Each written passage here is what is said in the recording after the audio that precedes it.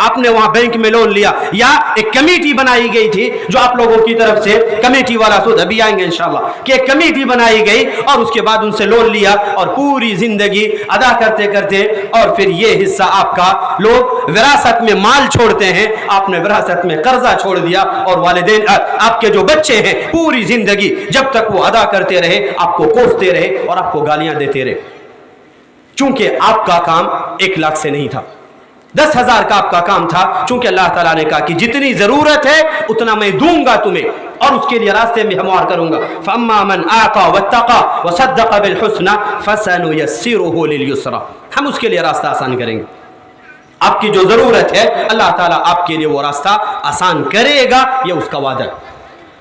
जी हाँ, 2 उसूल थे, जिसे अल्लाह चाहे और जितना चाहे, फिर उसके बाद हलाल हराम की तमीज क्यों नहीं कर रहे। नबी अलैहिस्सलातु वस्सलाम फरमाया याती अलन्नास ज़मान, एक वक्त आएगा लोगों पर, शायर कहता है ऐ मौज हवादिस उनको भी, ऐ मौज हवादिस उनको भी, 2-4 तपेड़े हल्के से, कुछ लोग अभी तक साहिल पर तूफान का नजारा करते हैं। अजीजों, आज आप जिस मरहले पर हैं, आप अपने आप को सोचें कि जिस जगह पर हैं आप, आपके सामने पूरी तूफान है, आपके सामने पूरी तहस नहस के, पूरी बर्बादियों का एक पूरा सैलाब खड़ा है, आप वही मुंह पर खड़े हैं और इंतजार कर रहे हैं कि अभी मेरे पास नहीं आया है। उससे पहले अपने आप को संभाल लें, उस तूफान में दाखिल होने से पहले खुद को बचा लें, वरना अजीजों इतनी अफसोस होगी, इतनी हसरत, इतनी नदामत होगी कि फिर आपको उसका कोई फायदा नहीं होगा, क्योंकि जब वक्त गुजर जाता है फिर उसके बाद आपका कोई काम नहीं रहता है।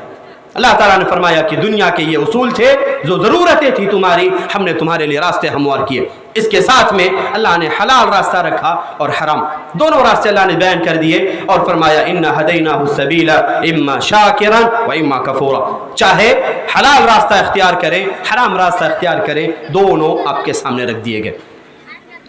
तीसरे मरहले पर आते हैं, हलाल रोजी की तलाश में, या एक इंसान रिज़्क की तलाश में जब बढ़ने लगा, अब उसके सामने कुछ परेशानी आ गई।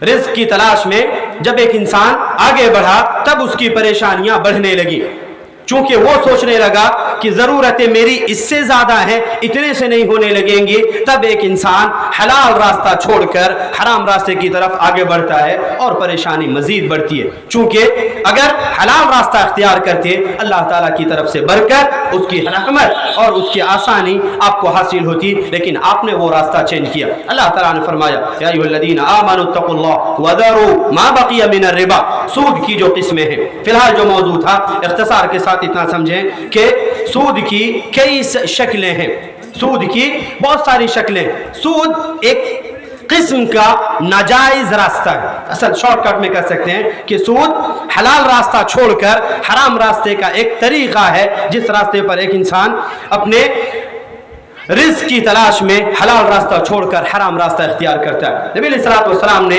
इसकी बहुत सारी संगीनियां जिक्र की, उनमें से एक अहम चीज़ जो उसकी मौजूदा शक्लें हैं, मैं वो आपके सामने बस बयान कर दूं। एक सूद है महाजनी सूद। महाजनी सूद, एक इंसान है, पैसे वाले हैं, कर्ज दिया दूसरे को और उससे कर्ज के बदले में जो 10 दिन हो, 20 दिन हो, 1 महीना, 2 महीना हो, वो दिन देने के बदले में वो इंसान उससे फायदा उठाता है। 10,000 दिए और कहते हैं कि मुझे 10,500 रुपये चाहिए जब 1 महीने के बाद देना। इस किस्म का नाम है महाजनी सूद। दूसरी किस्म है बैंक का सूद। बैंक का सूद सभी लोग जानते हैं। इसी तीसरे के अंदर आती है फिक्स डिपॉजिट। चौथा हिस्सा होता है आपका लाइफ इंश्योरेंस, LIC जिसे आप कहते हैं, पॉलिसी वगैरह, लाइफ इंश्योरेंस। 5वीं किस्म आती है कमेटी का सूद। कमेटी, आज बहुबंधन का नाम बहुत सुने होंगे आप लोगों ने।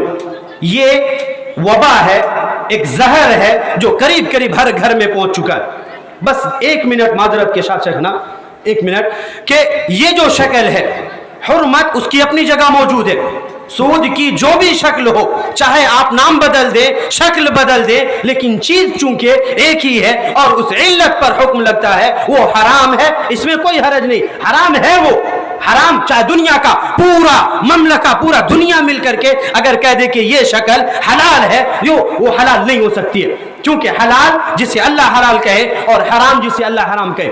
हम और आप दुनिया के कोई ताकत नहीं है। ये अलग बात है कि दो कुछ पैसे हासिल करने के लिए हलाल को हराम, हराम को हलाल, ये एक अलग चीज है। लेकिन ये हुर्मत इसकी सब लोग जानते हैं। इसकी जो और कबाहतें हैं मैं वो आपके सामने रखता हूं। नंबर एक, आपकी बेटी, आपकी बहन, आपकी माँ, आपकी बहू, ये घर की जो इज्जत थी आप दूसरों के सामने ला करके पेश कर देते हैं। यही होता है ना बहु बंधन।